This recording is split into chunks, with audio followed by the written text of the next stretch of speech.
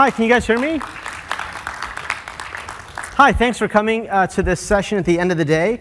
My name is Paul Gus Marino, and I'm program manager on the Windows UX platform team and work a lot on the Fluent Design System and the UX platform.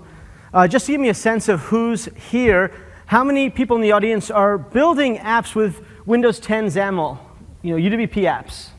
All right, excellent, welcome. Today's talk focuses on the new technologies, new advancements, new features that are coming to UWP XAML, Windows 10 XAML. And as Kevin talked about in the keynote this morning, that's really applicable to all Windows developers, even if you have WPF apps, WinForms apps, MFC. Anyone here have MFC apps still? Yeah, back in the audience there, yep. It's applicable to all Windows apps now with the XAML Islands technology. So hopefully this talk has stuff of interest for everyone. I got started, my first programming language that I ever used was AppleSoft Basic on an Apple II, which was actually a dialect variation of Microsoft Basic. And so Microsoft has a long history of having many dialects of the same languages. And over the years, like many of you, I'm sure you've seen things in software development technologies come and transform. You've seen UX changes come and go. And I think today you'll see some old things that are finally in UWP XAML that you're like, finally Microsoft. And hopefully you'll also see some new things that give you new ideas and new opportunities to advance stuff for your customers and your business and what you do with the platform. I'm going to talk today about a little bit of recap of the big picture, what we're doing with Fluent Design and the UX platform. And then most of the talk today is going to be a lap around what's new. There's a lot of stuff I'm going to cover about the UX fundamentals and how we're advancing the platform in kind of the fundamental ways with density and depth and motion, color, and interaction changes. I'm going to cover a lot of the new controls and patterns and improvements we're doing there to help you easily put together apps that look and feel and work great for customers. And I'm going to talk about some developer productivity improvements that we're making as well.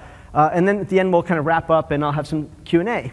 So let's get started with the big picture, Fluent Design and Windows UX platform. If we kind of step back for a moment, you're sitting there at your Visual Studio and ready to create your app, main page.xaml, and insert good UX here. Creating good user experience is hard.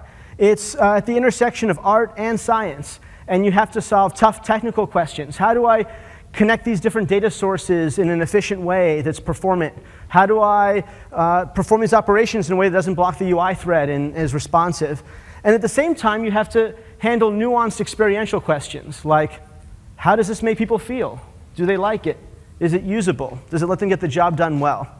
And it's especially hard if you're trying to create powerful, functional applications that have lots and lots and lots of features for users.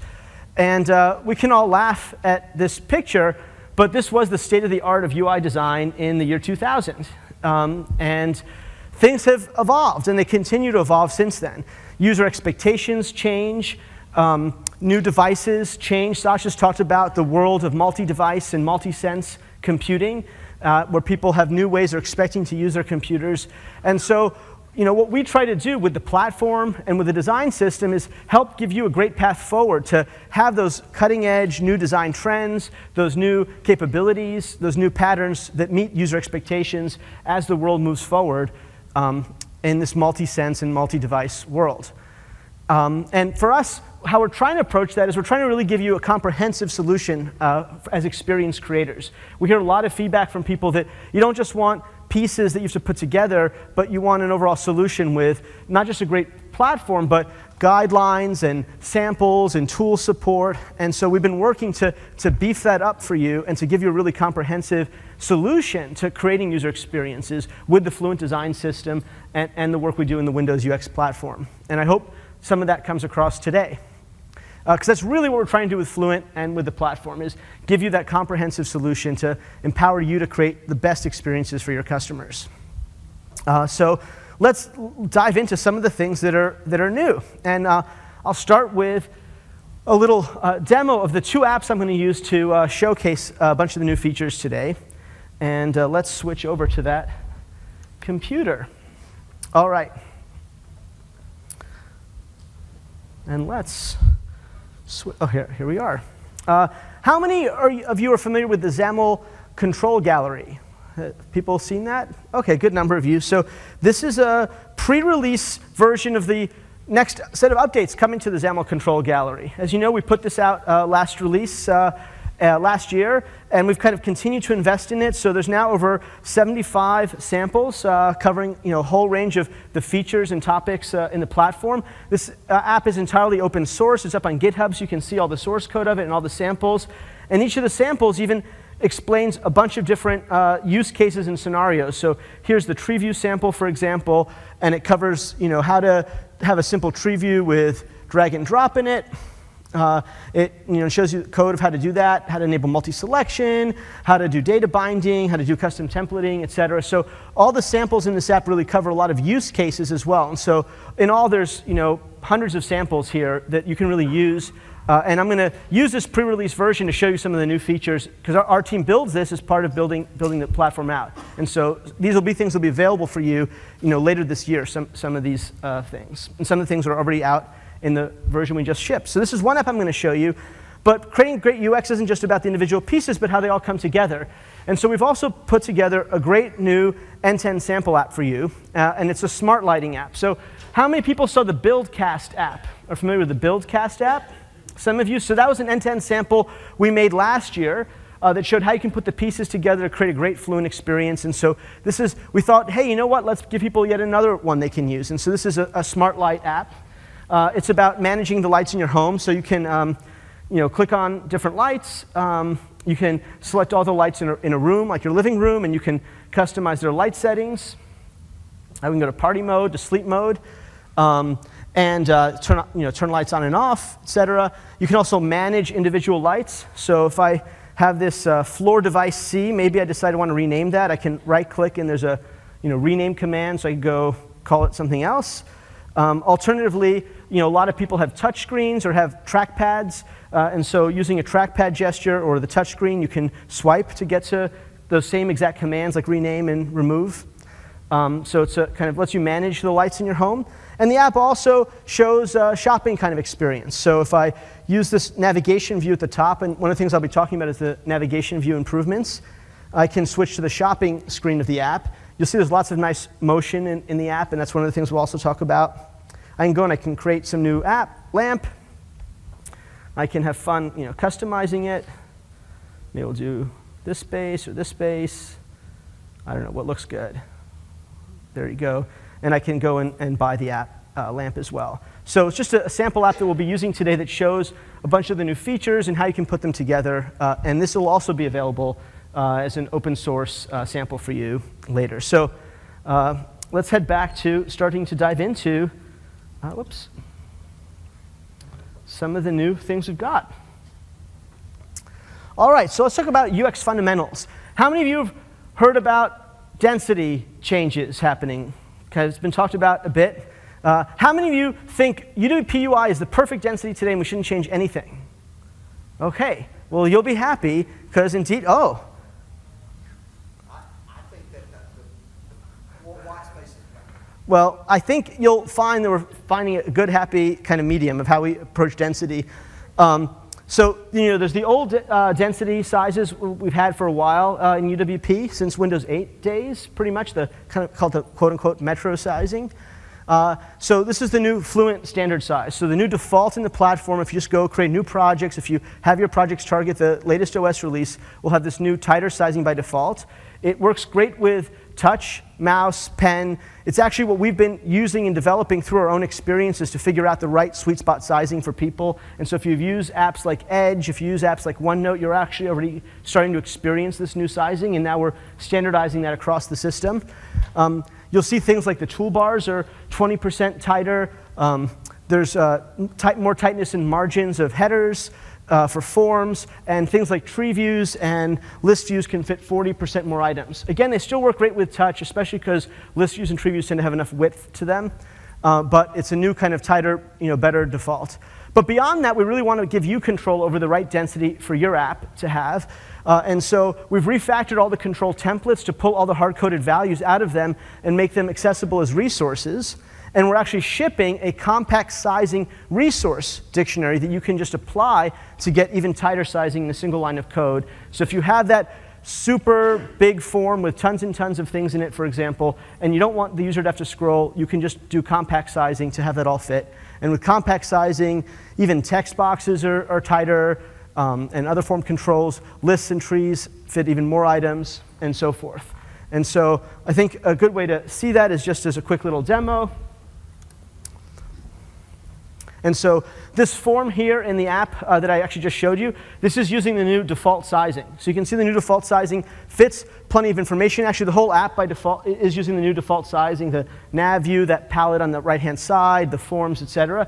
You can see it's very comfortable. You may have noticed I was using touch to go use it, and it was very comfortable to use, worked great with touch, no problem whatsoever. And if I want, as well as with mouse and keyboard. But this form here is pretty good, but maybe you have a form that has a lot more data. So in this app, we actually have an advanced by mode with shift-click on by. And this form here is using the compact sizing.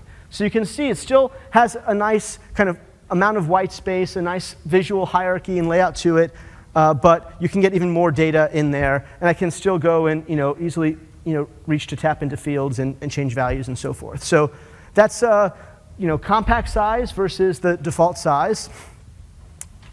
To take advantage of them, to get the new default sizing, just set your max tested version to the latest SDK. So this will be an insider flight soon.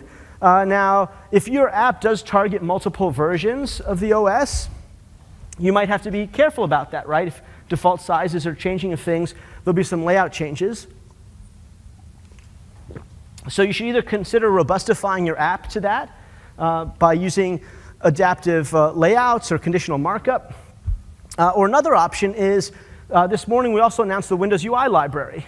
And one of the things the Windows UI library gives you, in addition to a bunch of controls, it also gives you the styles for all the controls, including the new default sizing. And so if you have an app that targets multiple versions, you can just use WinUI to get that new default sizing, and you'll have it on all the different versions that you're targeting. All right?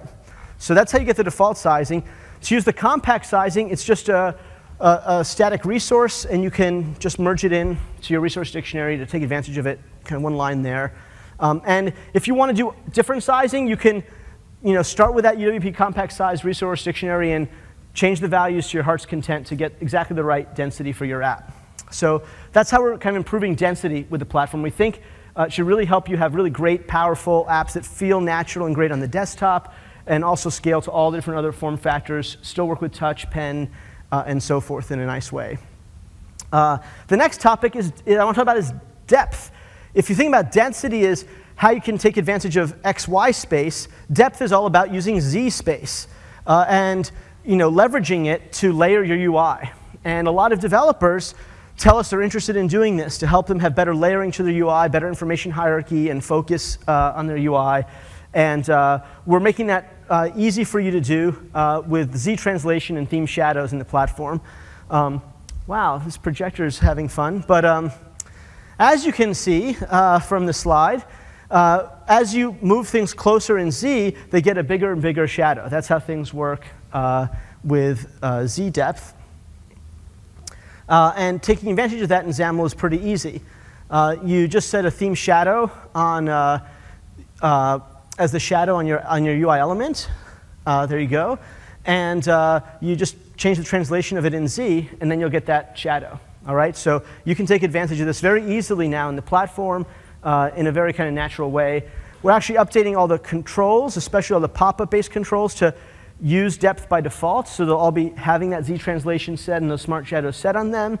One of the things that you can notice that's kind of nice is cascading menus. The higher the level of cascade, the higher the level of depth. And so you'll see those shadows cast bigger shadows. They cast shadows on other elements.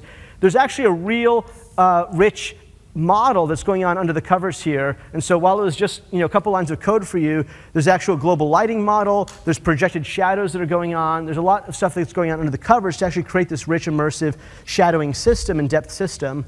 But you can just get it for free just using the controls, and many others. Related to the depth changes, we're making some updates in how we use the acrylic material to give it a little bit more semantic meaning. Now that there's depth for layering, we're going to be using acrylic in the built-in controls more to indicate things are light dismiss or transient UI. All right, so you'll see things like menus will have acrylic material on them, but things like a dialog won't. They'll both have depth and shadow, but the ones that are light dismiss, there's an extra little semantic clue for you that they're light dismiss. You can click to make them go away because they're acrylic, all right? So that is what's going on with depth. So now I want to talk about motion. How many people use motion in your apps, have used animation? How many of you have used stuff at the visual layer, like composition APIs, in addition to like XAML storyboard APIs? So a few of you have some experience with that. Here's a few kind of improvements we're doing around motion. First, connected animations are now more natural and flexible. And so if you've used connected animations, you know they help you do transitions from one screen to another screen in a very seamless way for the user that preserves context, because the same element that you saw on one screen kind of seamlessly morphs into the next screen. You'll see that by default, those are now more natural. So there's this kind of swoosh animation, we call it gravity, that plays by default. And you have more control to customize the animation. And so you can have a different animation for playing back versus playing forward, for example. There's one called direct, which we recommend for backwards navigation.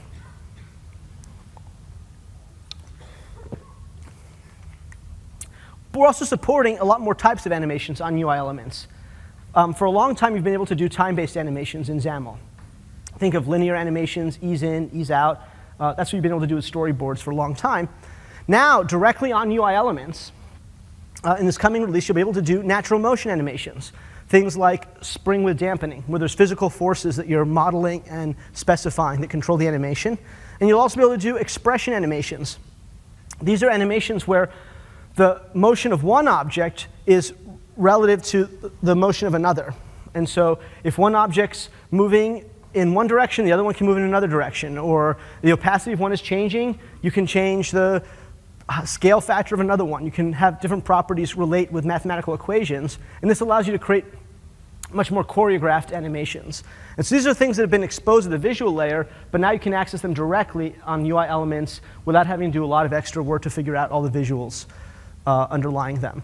Real practical examples of that, here's natural motion animations on a button. So it's a spring animation, there's a damping ratio, a period of the dampening, and you can kind of see that very natural feel that you can get to the UI. It's much more physical. Using that, expression animations, this is something we sometimes call conscious headers, but it's the idea that as you scroll, look at how that circle scale changed, the opacity of that text changed as it faded out, other elements were translated, and all of those were done in relationship to the scroll position. And so there's a mathematical function you set up once, and then as the user scrolled, all those other pieces moved and coordinated their animations with that. That's expression animation. And now you can do these all on UI elements directly. It's pretty straightforward. There's a new function called start animation on UI elements that takes a composition animation. So all those types of composition animations you can plug in there. And the composition animations themselves can target these properties on UI elements. Opacity, rotation, translation, scale. If you're one of the brave and the few who go and use transform matrices, you can animate those as well to do really fancy stuff. So more animations on UI elements. We're also supporting something called implicit animations in XAML. And implicit animations are kind of like set it and forget it. You know the set it and forget it guy? No one knows that? There are animations you can set and then forget, and it really makes it much easier to have motion built into your application all over the place. And a good example to understand that is changing a property on something. So let's say I have a calendar, and I want to rotate it. For some reason, I want to rotate it. Today, if I set rotation 45, it just instantly rotates it. You know, I call that function, and bam, it's instantly rotated. So not rotated, rotated. If I'd set an implicit animation on it, and I'd said, hey, whenever rotation happens, I want you to do that with a smooth animation instead, then this is what you get instead. So you have that calendar, you call my calendar rotation 45, but it'll actually be animated for you. And so hooking up implicit animations makes it much easier to get motion into your app. You don't have to think about timing, coordinating all the animations you want to play. You're just changing properties on things, and because you've set up these implicit animations, they automatically get triggered and run on your behalf. And a real-world example of that is in that app I showed you earlier when that pane was coming in and out. All the developer had to do was just set the translation so it'd be on-screen or off-screen, on-screen or off-screen, and the system took care of making sure to have it animate in and out automatically. And it looked much nicer than this little weird video capture I got. But I'll show it to you again. So to set up an implicit animation, it's really simple. In markup, you just set the trigger. So let's say I want to make sure whenever this grid, my grid, has a translation property change, that's a trigger I'm setting up. And then you configure the animation you want to have run then. So I just want to have that animation take 0.5 seconds, all right? And you can you can set up triggers and implicit animations for these kinds of properties. And in the docs and in the samples, you're able to see all the different configuration parameters you can do to control that animation and set it up in a really nice way. But I think implicit animations will help you much more easily take advantage of motion in your apps and make it just an inherent part of your experience. I'll do a quick demo of animations. All right. All right, let me just use the gallery sample. We've actually added a whole animation section to the gallery. And I'm going to show just a couple of these. So this was that demo I was showing before in the video. But you can kind of have a lot of fun with it by changing the damping ratio. You go, whoa. And it's very responsive. It'll pick up and stop and start the animation in midstream of wherever you had it and reset it. So that's that. Here's a fun little expression animation setup. Like, oh, when this one gets big, the other one gets small. And so they just have their scales set up to coordinate. So that's a couple of the motion animation samples. Here's just some more of the connected animations in there. So you should go check this out, and you can kind of see the code and all the ways to take fully advantage of it. But that's motion. All right, so we've got better density to address a lot of the things people have asked for there. Support for depth, a lot of improvements around motion and how you can make it natural and automatic. Now I want to talk about color.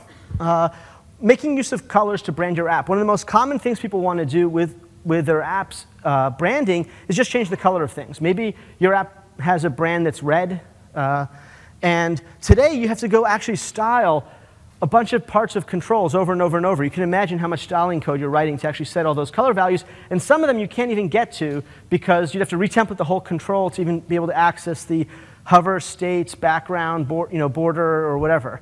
And so we thought it would be helpful to give you a radically simpler way to just color your app, and it's called Color Scheme Resources, or that's the tentative name. API names are subject to change this year.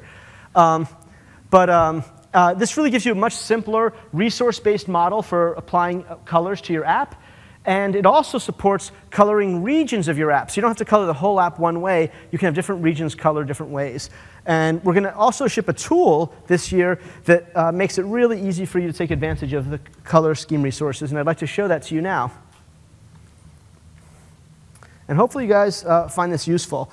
So this is an app that shows all the controls we have. These are the real running controls, as you can see here. And on the right-hand side here, you'll see just a few different colors that you can control and set. And we actually have a few different presets that we made. So I'm going to just run through those real quick. There's a pastel set. There's the forest set. And all of these kind of affect the full, all the themes and parts and hover states and so forth of the controls. There's a nighttime theme. All these presets are doing is changing these 6 color values right here. And so with color scheme resources, just changing a few different color values will apply a change systematically across all the different controls for you. And you have a lot of fine-grained control over it. So these are just some presets that we made. But I'm going to go here and pick a different color. So maybe I like kind of yellow. So I'm going to pick some yellow color for that. And you can see that kind of applied it across the board to all the different controls. So you can very easily, just picking a couple colors, get a color scheme together for your app. The tool also will warn you if you're doing bad stuff from an accessibility perspective. So I'm going to try and pick a dark yellow. And at some point, it's going to tell me, oh, this color may make text hard to read. So it actually tests for contrast ratios and will warn you if you're picking color scheme that will have bad contrast ratios so that you don't do that. And then when you're done picking a good set of colors that do have good contrast ratios, you can click Export and just copy and paste this color scheme resource out of the app into your source code. And ta-da, your app has been colorized. You don't have to do all that styling as you had to do. in the past. And another benefit of it is it doesn't mess with the high contrast styles. So you don't have to worry that your styling that you're doing is messing with high contrast styles. So that's, we think, pretty exciting. Very easy to apply those. Yeah, thank you. And it's even cooler because it kind of brings you some of the benefits that maybe CSS or cascading styling systems have, because you can actually apply it at any level of hierarchy of the tree, and it'll cascade down the values. And so typically, if you have an app, you actually have not just one color scheme, but a few different panes, especially in a big sophisticated app that you want to color. And maybe you have a blue brand, maybe you have a green and black brand.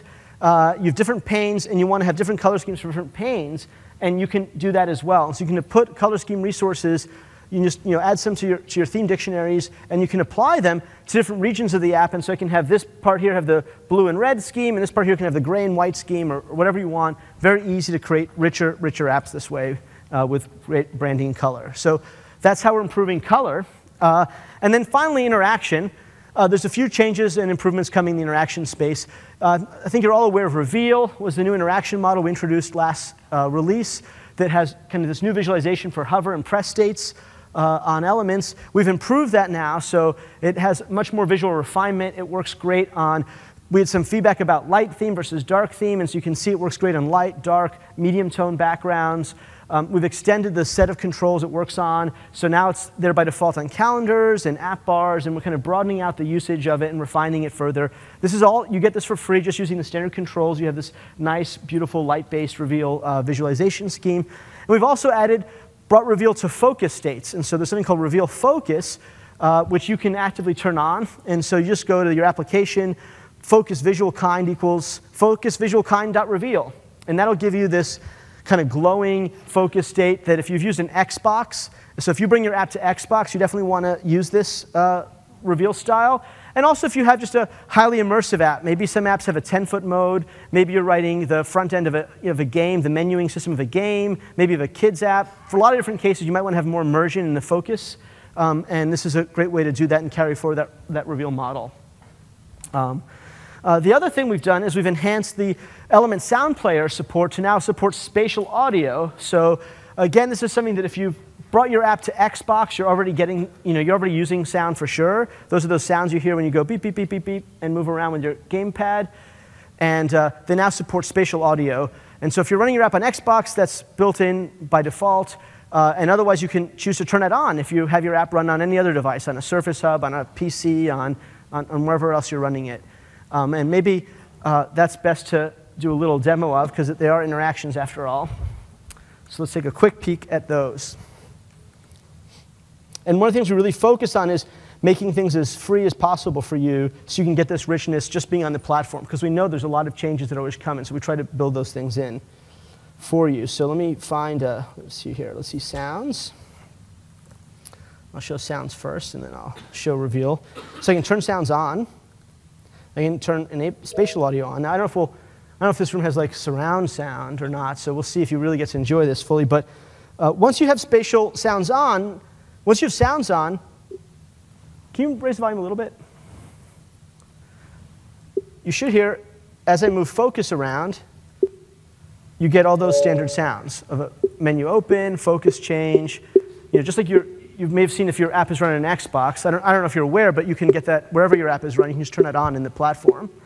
Now that I've turned these on in the app, I'm going to try something bold, which is to go to the Reveal section. All right. Here we are. We're having some fun. And I can turn on the Reveal Focus visualizations. And so now you can see that, and maybe you can hear that the sounds are coming a little bit more from this side of the screen than from that side of the speakers. But definitely go try this at home, put on your headphones, and you get to enjoy it, or be in front of your TV. So anyway, that's spatial sound. That's Reveal Focus. It's very customizable. And so if you had other colors of things you need to do, that's all supported as well. All right. So those are some interaction improvements.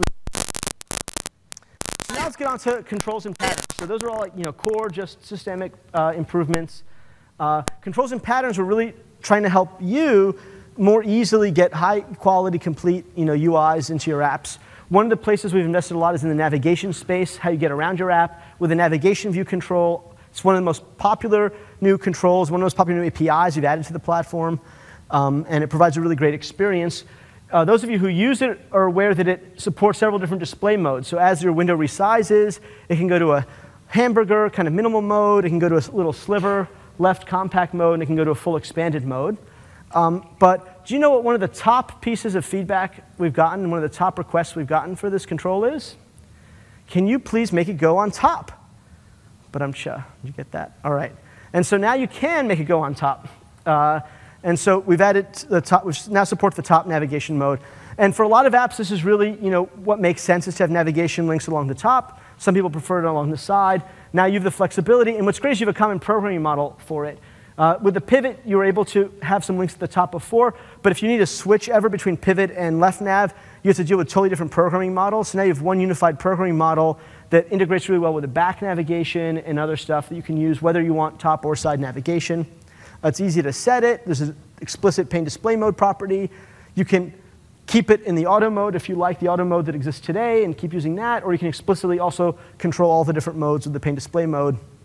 And we've made it extremely flexible for you in all display modes. So there's a pane header that now supports content, not just text in it. There's a footer. There's ability to put content in the middle of the pane that people sometimes want. There's search built in and settings buttons built in. It supports overflow model in both cases, scrolling in the left version, in a menu, overflow on the top. And there's also a back button. So it's a very comprehensive solution for you to do navigation in your app. And we really think it should meet the needs of a very large set of app authors to get great high-quality navigation. On the back button, one of the things I wanted to point out is that there is now a back button being drawn in the app content area. And this is related to some of the Windows sets changes that have happened, where there's that kind of tab row for sets that you see in the shell now. As a result of that, it doesn't really make sense to put your back button up in the window caption area anymore when you're running in that tab environment, because kind of what tab is the back button controlling? And so the system is moving to people putting the back button in their own app. But we wanted to make that still be very easy for you. So instead of calling that shell API to draw the back button, you can just use a nav view and it'll have a back button by default. And if for some reason nav view doesn't work for you, we're also making a button style available that matches that and has the same exact sizing and so forth, so that no matter what type of app design you have, you can get a standard way to have the back button shown that's consistent across apps and laid out nicely and consistently. So that's back button support. I think those are actually there's one thing I wanted to show in a demo that is not covered there, which is around, oops, here we go. Oh my goodness, I'm going to turn off sounds, or you guys are going to kill me. All right, I'll just restart it. Thankfully, we don't persist that setting. All right. So here's the nav view, and it has the different modes we talked about before. One of the things I wanted, there's the top navigation mode here. One of the things this app actually shows you can embed nav views inside your app. They don't have to just be the top level navigation of the overall app. And one of the reasons you might want to do that is if you have a tab pattern you want to have. A lot of people say, hey, Paul, how do we do tabs in our app? And the answer is navigation view is a great way to get a tab pattern in your app. And so here I've shown that, and I can just arrow, just like tabs in Win32 or wherever, you can arrow between them, and it'll update the tab underneath it. And to get that behavior, all you have to do is you have to set selection follows focus enabled. So ordinarily, when you change focus in the navigation view, it doesn't navigate there, it just moves the focus around. But if you want to have that behavior where it navigates just by changing focus, that's just a property set on it. And that really gives you exactly the tab behavior that you know and would like. And so you can use this to get tabs in your app as well. All right. So this is all about navigation inside your app, but a lot of people have also navigation outside their app. So there's a couple other sessions tomorrow that you may want to attend that talk more about new windowing APIs for navigation outside of your one app window, and also the sets talk, which will talk more about that topic with the back button and kind of what you can do with sets and the control you can have to open new windows in tabs and so forth with the sets feature. All right, so that's navigation. Commanding, we've really been spending a lot of time thinking about commanding and how we can help you have the best commanding solution in your apps for users. One of the things we've found is that a lot of people want to expose commands in multiple UX surfaces in their app. For example, in that lighting demo app, you could right-click on those lights to go and modify them, but those same commands were also exposed on little hover buttons, and they're also exposed on swipe. And users really like that. They like to be able to find commands in all the ways that are natural to them and that they expect. This app didn't have them, but you might even have a toolbar or menu bar at the top of the app with commands. You might have search in your app that has commands. Often you have the same commands exposed in lots and lots and lots of places. And while that's great for users, it can be tedious for the developer because you end up having to write the same view code over and over and over again. Like you had to write the word delete 3 times and refer to the delete icon 3 times and get the right tooltip 3 times and so forth. And so we really wanted to make this much more streamlined to help you create these apps that expose commands in all the places and all the ways that your users want you to have them. And so to help you with that, we've introduced UI command. So UI command bundles together all the kind of UI information around a command. Its label, its icon, its access keys, its keyboard shortcut, its tooltip string, and so forth. So you can define it once in your resources. And then every place where you want to show that command, you can just refer to it. So in your menu flyout, in a button, in a swipe item, and so on and so forth. And all the different command controls that we have on surfaces will present it in the appropriate way. And so the swipe control will show the icon with the label and so forth in the right way. The menu flyout will show it in the right way, et cetera. But you could just define it once. This really should streamline, make it a lot easier for you to manage commanding in a rich way in your application. So we're really excited about this improvement. And to make it even easier for you, we're adding a standard UI command. It turns out a lot of apps reuse literally the same exact, like have the delete command, have the print command, have save, have move, have share. And why should every developer have to go and write those strings into their code and localize those strings for other languages they want to bring their app to and find the right icon for them and so forth? And so to help make that much simpler for you, we're introducing the standard UI command. It basically encapsulates and has a library of a lot of the most common commands that we see app authors use over and over and over again. And all you have to provide then is the actual implementation of the command. And so if you're an MVVM developer, you can use the standard UI command. You say kind equals delete, if it's the delete one you want, for example. And then all you have to do is pass your relay command to it. And that'll handle all the UI aspects of it for you, all right? Alternately, you can explicitly provide the execute requested and can execute requested. So we think UI command and standard UI command will really make it a lot easier for you to expose your commands in your app in all the different surfaces you want. Speaking of surfaces, we want to have some more better surfaces for you to expose your commands. And one of the ones that we're bringing to the UWP, this might be one of your finally moments, is the menu bar. So yes, there's a menu bar brought into Fluent. We're a very inclusive design system, a very inclusive platform, and we want to have all the UI patterns supported that you care about. And so it's a great menu bar implementation. It has all the interactions you'd expect with arrow keys and alt keys and all that kind of stuff. But it also has nice modern styling and animation, shadows with depth and acrylic and all that kind of stuff. So really great menu bar implementation. And of course, simple API to it. And of course, you can use the UI commands with it. And it also reuses menu flyouts. So if you ever have a menu flyout for a context menu in your app and you also have the menu bar, you can literally reuse that same menu flyout code. So it's very, very easy for you. Another UI control that we're bringing into the system is command bar flyout. And if you've ever selected text in mobile operating systems, if you've ever used Microsoft Office, you're very familiar with the idea of having a little contextual toolbar that appears around the selection proactively to let you get some commands. And so now we have a standard control for that in the platform, and it's connected into text controls for free for you. And I'd like to, and it's very kind of flexible. It can have not just a little list of commands, but an expanded mode with a fuller set of commands, sort of subsuming what a menu flyout used to do. And I'd like to demo it for you. And one of the things I'll say about our demos is that I'm showing you the latest and greatest bits. Literally, if you look down here in the corner, I don't know if you've ever seen internal Microsoft builds, but this is literally the build from our team's branch from May 2nd. So it's like very, very fresh bits. And so there might be some bugs, because we're still developing this, but I wanted to show it to you and let you have kind of the first see of real code working. So let's see. So what was I going to do? First, I was going to go show here. Yeah, if I go to rename something, if I go and select that word floor, you'll see now there's cut, copy, paste. So I don't have to press and hold with touch anymore to get to those commands and wait for a context menu to come up. Just simply selecting with touch will give me those standard text commands. So that's one common usage of this, and it's built into the text controls. The developer didn't have to do anything to get that. But you can do more. One of the things that this app does when you're customizing a lamp is they have a fun little feature where you can do an engraving. So you can ask the lamp maker to put an engraving on the lamp because you're giving it as a gift. So maybe I'm going to write, "Happy birthday, Sabrina," my sister.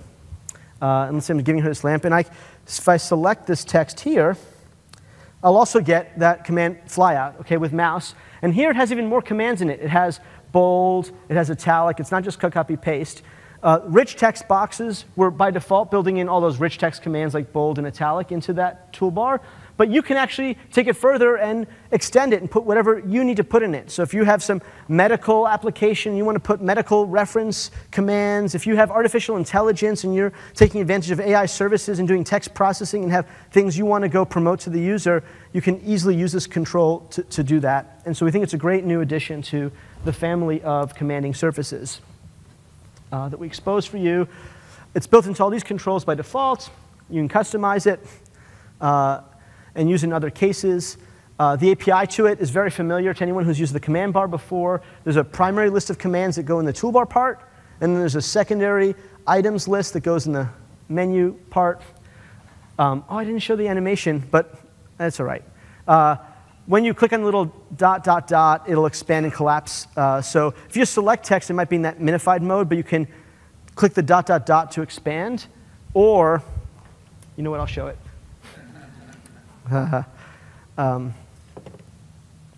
Here we go. Let's see if I can, let me get this up and running. So I just want to make sure you understand this primary versus the secondary commands. Here we go. Let's go create a lamp. Here we go. All right. Oops. Yeah, so when on selection, it just pops up in this kind of collapsed mode. But you can click here to expand it and get the full, the secondary list, kind of like a command bar does. Alternatively, if I right-clicked, it would automatically open it in that expanded state. Okay, so proactively, it'll open in the minified state, just selecting. But right-clicking or pressing and holding, it'll right away open in the expanded state. So it really subsumes the functionality of the context menu in that way. All right, hope that makes sense. You can customize the command bar on a text control if you want. There's a new selection flyout property on the text controls, and so you can use that to override the default command bar with a custom one with your own commands. In terms of using it versus other controls, since people ask about this, it's great for text selection on canvas, object selection, any kind of canvas like that where you want to proactively show commands, great control to use. If you have lists, we still recommend you follow the standard pattern, the practice that's there of having the context menu and the swipe and the hover buttons, because pop-ups can kind of get in the way of navigation with keyboarding, and so you want to be thoughtful about when you use that. But to implement that context menu, you can use the command bar flyout if you'd like, because it does subsume the menu flyout's capabilities. Just put all your stuff in the secondary list, for example. All right, so that's OK. And one last thing on commanding is we've heard a lot of requests for more types of buttons. Hey, if I have rich toolbars and rich commanding, there's not just simple buttons and toggle buttons, but people want drop-down buttons. So that's a button that you click on, and it gives you a little drop-down. You could do that today, but you didn't have the visualization that showed you the little arrow, and so users didn't know that there were more commands hiding in your app. And so now you have that. We have split button, which has clicking on the left part of it just does an action, and clicking on the right part of it gives you that menu with the other options. So you've probably seen that often in UIs like highlighting UIs. And even a toggle split button, where the left part operates as a toggle to, for example, turn on and off bullet lists, and the right thing opens a flyout that let you change the type of bulleted list. All right? So we now support all the full range of button types that a lot of apps would like to have in a nice way. So that's commanding. All right, collections. So apps, there's navigating around them, there's acting on things in them, and one of the most common things people do in apps is present a lot, data, collections of data from databases to users. And yes, we finally have a data grid for UWP available now. It's been a long-standing ask. And it's a really nice implementation with all the features you'd expect, the ability to edit data in line, reorder columns, resize columns, et cetera. And it's actually, the API to it is very familiar to the Silverlight Data Grid API. So if you've used that before, you'll immediately know how to use this one and be able to easily port code over to it. But the UI has been refreshed. It has touch and pen support and nice panning and all that kind of stuff. And we're actually shipping it. We know people really want this really badly, and so we're just shipping it right away. It's in preview now, but we've actually contributed it to the UWP, to the Windows Community Toolkit, so you can just start using it right away. And it's actually open source, managed C# code, so if you want to contribute to it or make additions, you're welcome to do that, because we've contributed that code. So there's a data grid. We also have a tree view. This just came out in the Windows update that just went out this past month into the 1803 SDK. And not only is there tree view, but we're continuing to improve the tree view. And so in this coming update, you'll see there's better multi-select and drag and drop support above and beyond what's already there. And there's good data binding and templating support. And I want to show you that for a moment. So here's how you can use the tree view with data binding. You actually can, in your data template, you can directly return tree view items that you want to show. And we won't wrap them, we won't mess with them. We'll just directly insert those and show those. And so you can directly control the exact tree view item presentation that you want that way. And, and if you want to have hierarchy, you can just have an item source on that tree view item that kind of gives us the children, and then we'll go and walk those and generate those. And so it's we think, a pretty good and simple model that allows you to use tree view with data binding in a nice way. It's a little different than people who are familiar with hierarchical data templates and some stuff that used to exist in WPF, but we think you'll find this is a really good model, and we welcome questions and feedback and stuff on that. And then finally, there's also a refresh container to let you pull to refresh, which works not only with touch, but also with trackpad gestures. So almost everyone has either a trackpad or a touchscreen these days, certainly on laptops. And so it's a great addition for you to have that support for that pattern. And I do want to demo a couple things about that. I already showed you the tree control earlier, but on the refresh container, one thing I just wanted to point out that we've done, so here, kind of using it. I can also use it with my trackpad, so I'm pulling down my trackpad, not with touch. It has it has a full visualization system so that you can tell when you've crossed the thresholds to refresh, et cetera.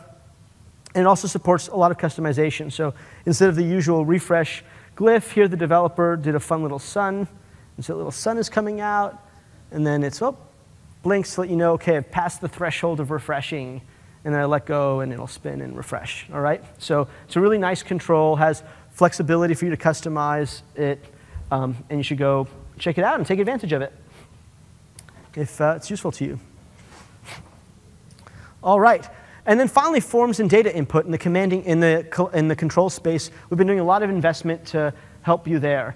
One common request has been data validation, and so we now have great data validation support built into the controls. They can actually present the validation errors in two ways, either an inline mode that appears below or a compact mode that appears on the side. And it's compatible with and works with the ways you've done data validation in the past in .NET. And so you'll find it's very natural and intuitive to use. And I'm going to do a very quick demo of it, but I know that there's a talk tomorrow that Ryan Demopoulos is giving on LOB app development, where they're actually going to go into a lot of depth on all the richness you can do with data validation. But I'm just going to show you one quick thing with it, which is in my forms. I'm buying this lamp for my sister now. So here's the kind of validation below, the presentation of it. So it can be smart about when you want to process that, if you want to handle it on submit, or if you want to handle it after keystrokes, you can kind of decide how you want to do that. That was the validation error below. Here on zip code, we showed it being on the side. So that's the compact mode. And if you choose the compact mode, then on hover, you'll get a tooltip with the actual error message. So you can decide which style makes sense for your app, and we support those styles. And if you want to take it even further, there's a lot of templating support for you to go wild and configure those even further. But that's data validation. We also now support headers on the side in forms, and so sometimes people want headers above, sometimes people want headers on the side, so that's inherently supported. You can kind of, depending on your layout, you can fit more fields in the same space with headers on the side sometimes with headers on top, so you have the choice of how you want to do it. Also in form space, we're fixing combo boxes to open larger, so you can now actually fit all 12 months at once in a combo box. Blast from the past, but we're happy to improve that.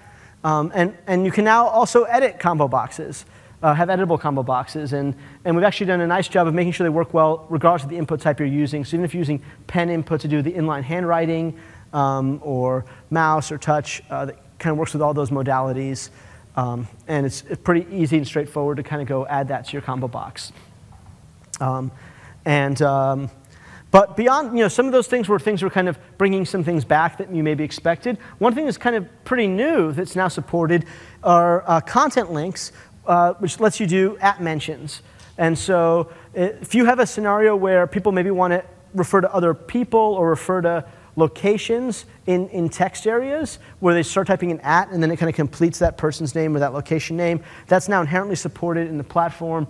It plugs right into the people APIs of Windows and the Maps APIs in Windows to give you all those locations. So you don't have to, for you, it's just a few lines of code to add that, and you get that power of the platform. And I think that's one that's worth seeing in person. So I'm going to go switch over to that to let you see it. I'm going to go to the sample gallery here. We're going to go to Rich Edit Box. And so in this sample here, I can turn on people completion or places completion. I'm just going to do places so that my address book isn't up on stage. Let's check out the, safe go fields. Is that?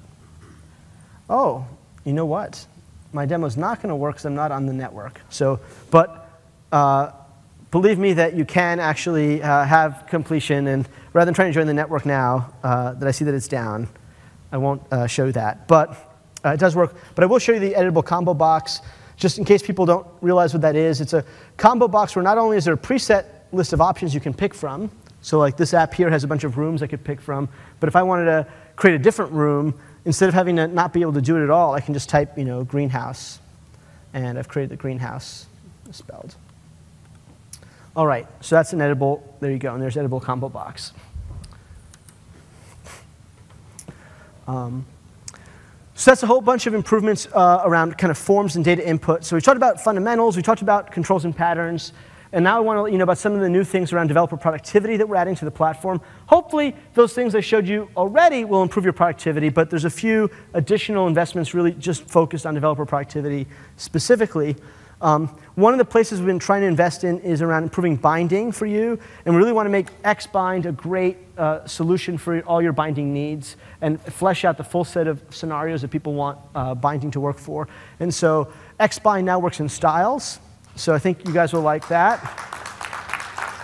XBind works in control templates, and one of the things that's cool about that is now you can take the benefits of XBind and use that in this context. So you can now have function binding and two-way binding, for example, in control templates. We've also support notify property change. If you're binding to a method, you can now fire notify property changes to have binding work for those cases as well. We've also, so that eliminates the need for multi-binding and other converters. So you can just use XBind with functions to meet those needs. And the last point I wanted to make was that we're going to have automatic null checks for all XBind use cases. So some of those gnarly surprise crashes will hopefully go away for you and make it a lot more usable and easy for you.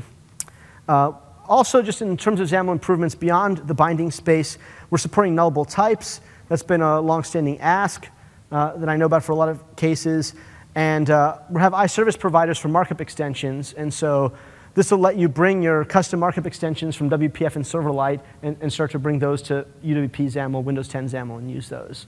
So we think these improvements around markup and binding will really help you be more productive as developers, help you have the model and architecture that you want to have in your apps, and help you bring code forward that you've written in the past. So the other developer productivity improvement, I think of this way that we've done is Windows UI Library. Kevin announced that this morning in the keynote. And really, it's the new way to get native UWP Fluent controls and styles. It'll be a NuGet package. And it's the same controls that we use at Microsoft, the same ones that ship in the platform. It's literally the same source code base, but packaged up and shipped to you as a NuGet package, so that you can use it in market right away. As we release them on the current OSs that are in market, you don't have to wait for people to ramp up on the new OS version. It's backward compatible. At least this first version will be backward compatible to the anniversary update. And you'll see that the features that are in it work on that scale of OS versions. Sometimes there'll be some things that gracefully degrade, because maybe an underlying platform capability wasn't there to do a certain visual effect or a certain animation or something. And so it'll just scale back on that OS. But from a developer model perspective, as you use the API, you should find that it kind of just works for you the way you'd expect it to work. It'll have a bunch of the new popular controls we've been adding in the last year or two: the tree view, nav view, menu bar, and again the Fluent styles and density changes for all the controls. So that's the Windows UI library. And then finally, one of the things we've been working to invest in is just a lot better interoperability between XAML and other technologies that you have to use, other languages, and so forth. And so there are a few investments that we've been making there. One is we made a bunch of web view improvements to help you blend web content. A lot of apps have to blend web content into their app, and sometimes you don't have total control over that content from that web server.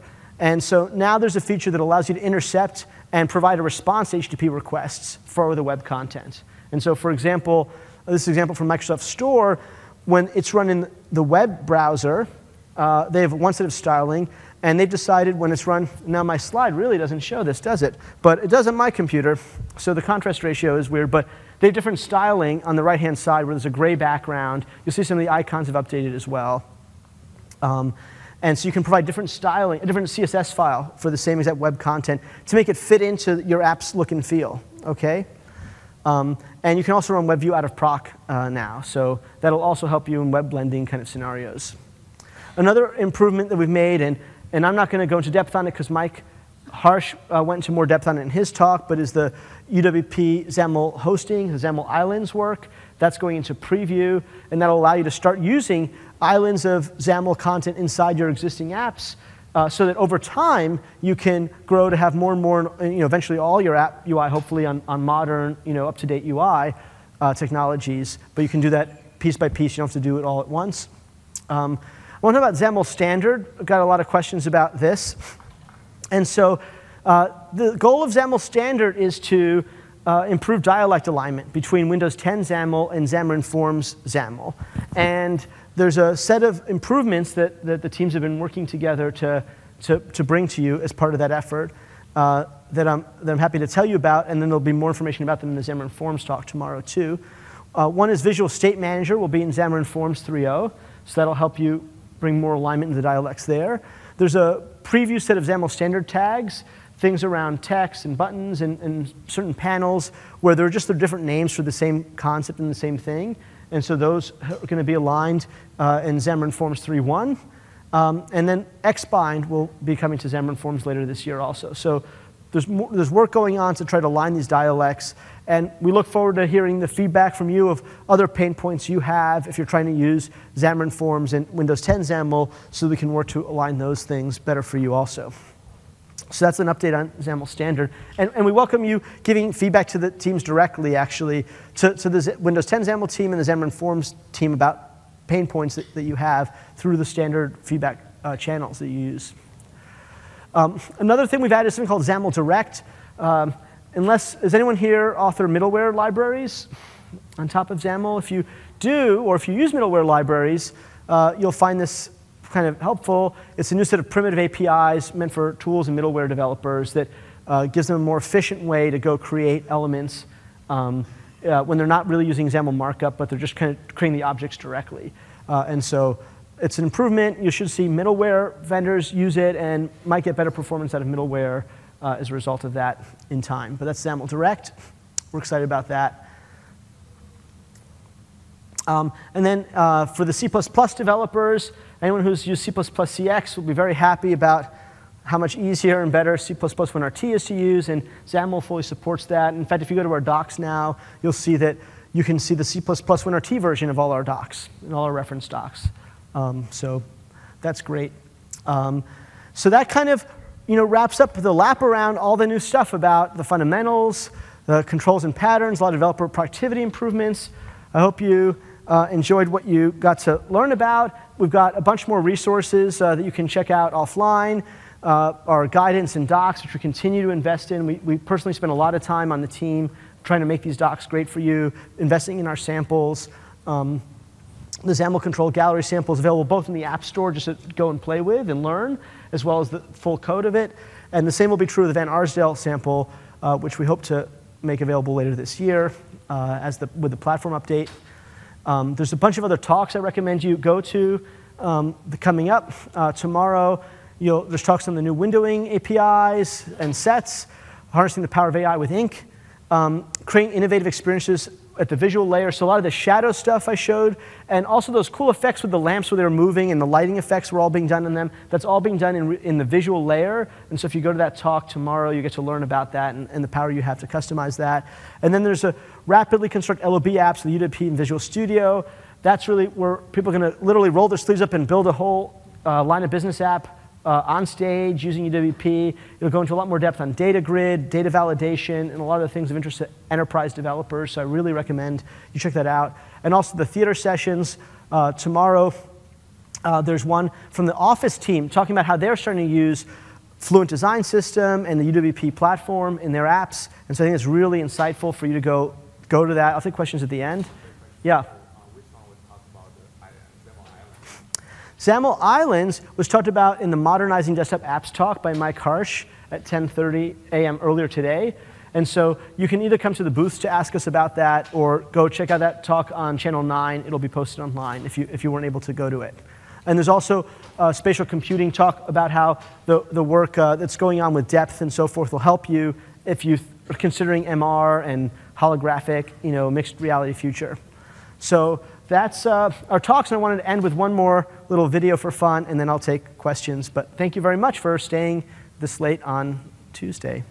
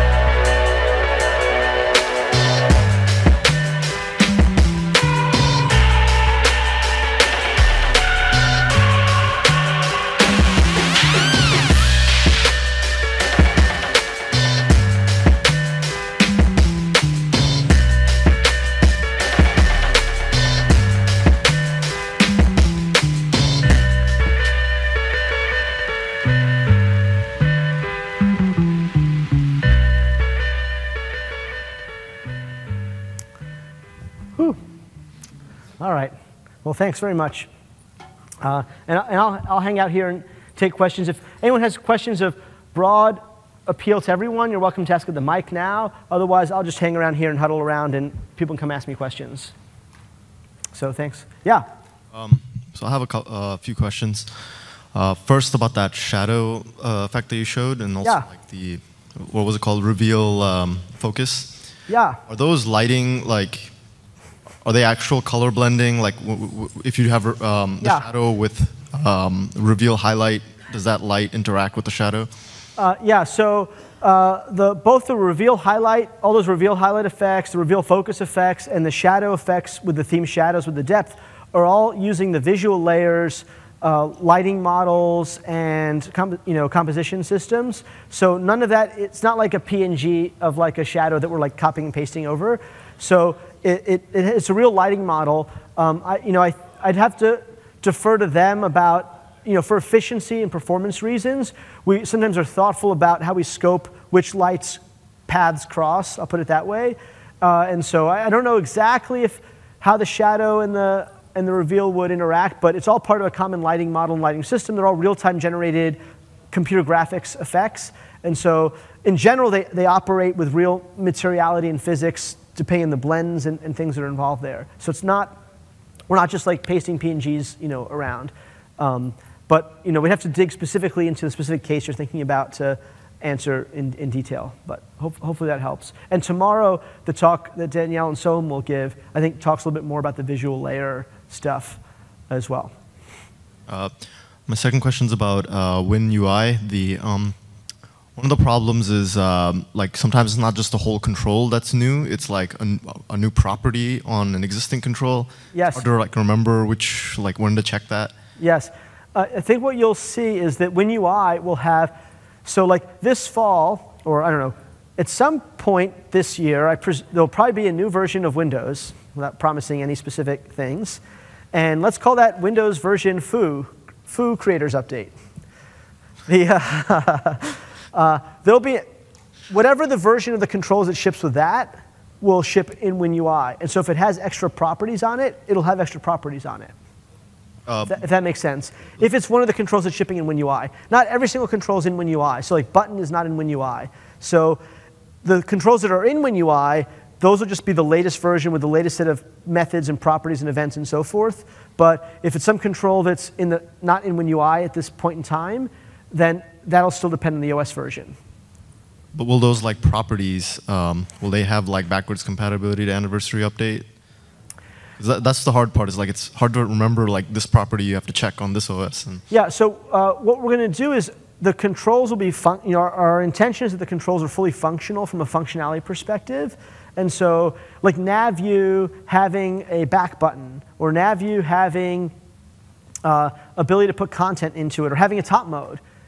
NavView having the ability to have a top mode, that'll be in there, and that'll go down level. But it might be if some control is using a certain animation or something, it might be that when you run it down level, you don't see that animation. It just does like a hard break or something like that. So in general, we're trying to keep the API the same and functional, not have functional differences, but there might be some behavior differences based on the OS version it's running on. And some of those might be policy changes and stuff like that we build in.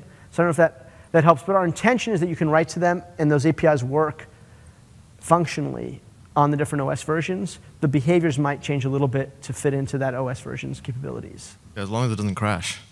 Yeah. And we internally, I'll say, part of how we develop the controls in full transparency is we want to make sure to give you good, high-quality controls. And so we don't just code them and put them out there. We actually use them in our own apps in market. And so a lot of the first-party apps from Microsoft actually have already been helping us test out controls in market using a mechanism like WinUI for us to get that data, that real data of hundreds of millions of users pounding on it so that we know they don't crash before we go and put them into the platform publicly for everyone to get. So we're already using this mechanism that we're making available to you internally, and we're kind of just trying to make that available externally as well. Okay. And my last question is about the XBind improvements that you showed. Yeah. There was something I think in WPF called XStatic, so it lets you bind to a static class or something, and I haven't found an easy way to do that with XBind. Have you considered making static properties bindable? I'm not sure. I'm not sure what the answer is to that question, but I'll write down, if you come to our booth tomorrow, the XAML UI booth, I can try to make sure whoever's there will have gotten you an answer to that question. I'm not sure the answer is. Thank you. Yeah. Hi, Paul. I have a question related to the performance between when you have a UWP interrupt with some other language. So currently we have a WPF application. So because WPF is built on top of DirectX 9, the performance is not great.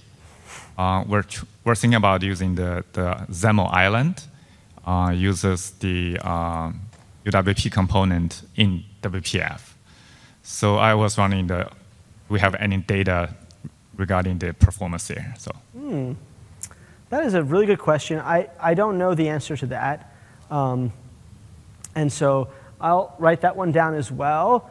And maybe if you come to the booth tomorrow, or I don't know if there's anyone here who would know in the room right now, but I'm not sure what the perf characteristics of it would be in hosting in a WPF app that's using DX9 under the covers. I would love to talk to anyone on the team, so if you could hook me up. Our intention is to put it in preview as soon as we can so that people can actually start pounding on it and using it and giving us feedback about things that are or aren't working so well about it. Because we really want to get it stable and really good quality for you. And so rather than holding off on making it available, our intention is to put it into preview as soon as we can so people can start giving us feedback on it. Gotcha. That's kind of why we're even announcing it, before it's all, while it's in preview still. So, but I'll try to find out, and if you come to the booth tomorrow. When is that? Tomorrow? Well, I'll try to get the information and then send it to the people who will be at the booth so that whoever's there can have an answer to that. Thank you. I can give you my card. You can come give me your card, yeah.